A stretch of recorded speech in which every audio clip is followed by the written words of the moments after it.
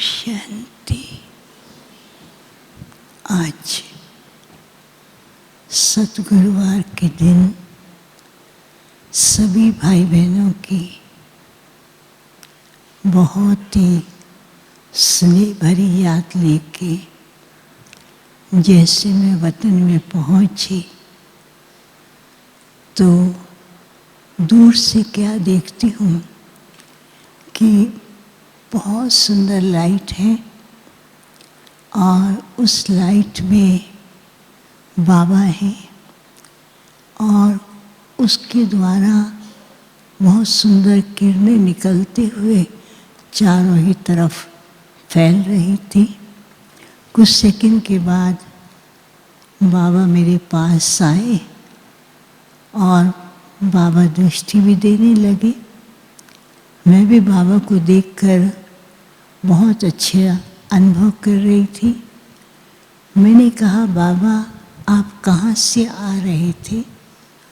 बाबा ने कहा कि आज बाप जो है विश्व भ्रमण पर अपने एडवांस पार्टी के साथ गए थे।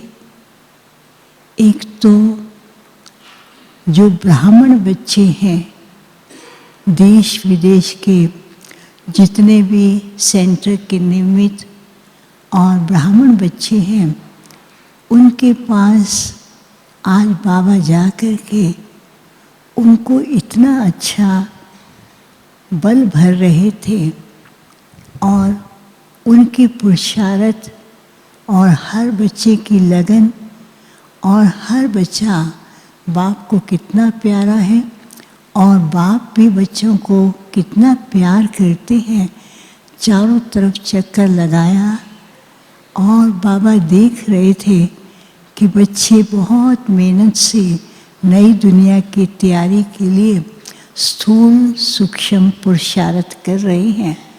फिर बाबा ने कहा कि फिर बाबा ने विश्व के अन्य स्थानों पर चक्कर लगाया, जैसे कि चारों तरफ परिवर्तन का कार्य, प्रकृति, साइंस और जो ऐसे परिवर्तन के कार्य में जिसको लोग भयानक समझते हैं, जिसको लोग समझते हैं कि ये क्या हो रहा है, विश्व की हालत बिगड़ती जा रही है, तो बाप ने वो विश्व के परिवर्तन के कार्य को देख रहे थे कि कितना जल्दी संपन्न होना है और कितना टाइम बाकी रहा है।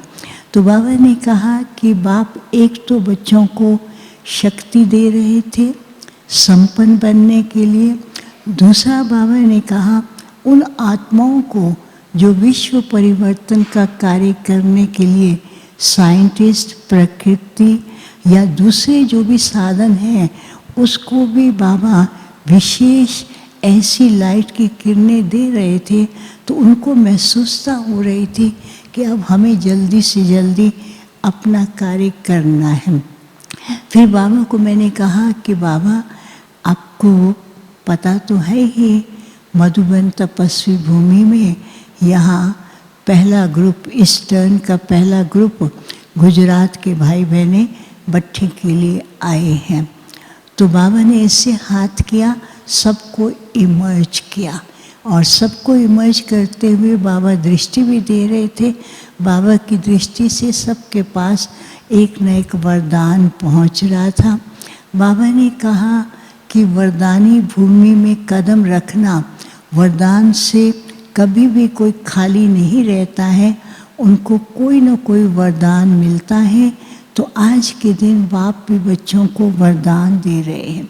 फिर बाबा ने क्या कहा कि अच्छा बच्चे बहुत प्यार से रूहान कर रहे हैं। तो बाबा ने क्या कहा, बाबा के सामने एक ट्रे थी, ट्रे में भिन्न भिन्न प्रकार के तिलक थे। बाबा ने कहा सब बच्चे जिसको जो पसंद आए वो तिलक लगाओ।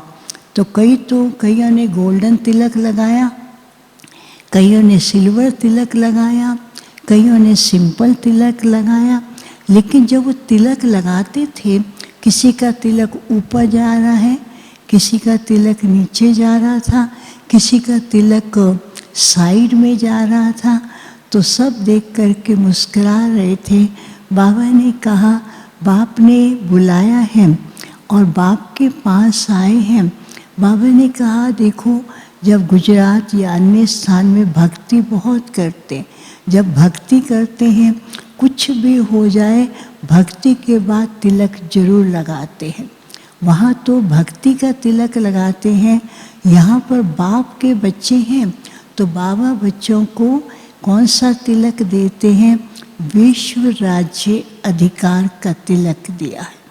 तो बाबा ने कहा, ये सब के सब मेरे विश्व राज्य अधिकारी बच्चे बैठे हैं, तो बाबा बच्चों को विश्व अधिकार का तिलक देते हैं। लेकिन बच्चे क्या करते हैं, कभी कभी अपने स्वाभिमान को भूल जाते हैं और कभी कभी दूसरी परिस्थिति की बातों में चिंतन ज़्यादा करते हैं, तो अपने वास्तविक स्वरूप में वो नहीं टिक पाते हैं।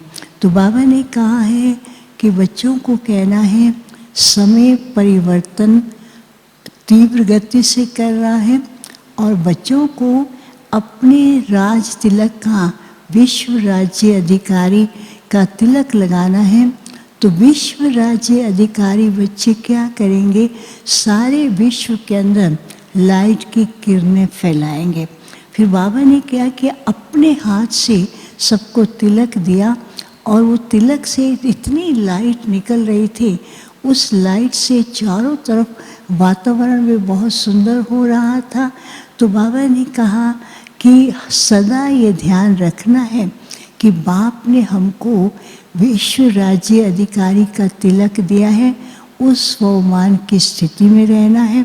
दूसरा बाबा ने कहा कि बच्चों को विशेष अपने स्वाभिमान के लिए अपनी स्थिति को ऐसा अचल अडोल बनाना है। नहीं तो कभी कभी अपनी स्थिति को डामाडोल करते हैं तो बाप के द्वारा जो वरदान मिले हैं उन वरदानों को होते हुए भी उसका प्रयोग नहीं कर पाते हैं। तो बाबा कहते हैं सदा स्मृति में रहे, बाप ने सहज पुरुषार्थ के लिए वरदान भी दिए हैं, विश्व राज्य अधिकार का तिलक भी दिया है और इस तिलक के द्वारा पूरे विश्व के अंदर लाइट की किरणें फैलानी है। फिर तो क्या देखा कि सबके मस्तक से उस तिलक के द्वारा इतनी लाइट की रंग बिरंगी किरणें निकल रही थी जो चारों तरफ विश्व में फैल रही थी, जिसके कारण कहीं हरियाली है, कहीं वातावरण बहुत सुंदर है और नई दुनिया के दृश्य दिखाई दे रहे थे।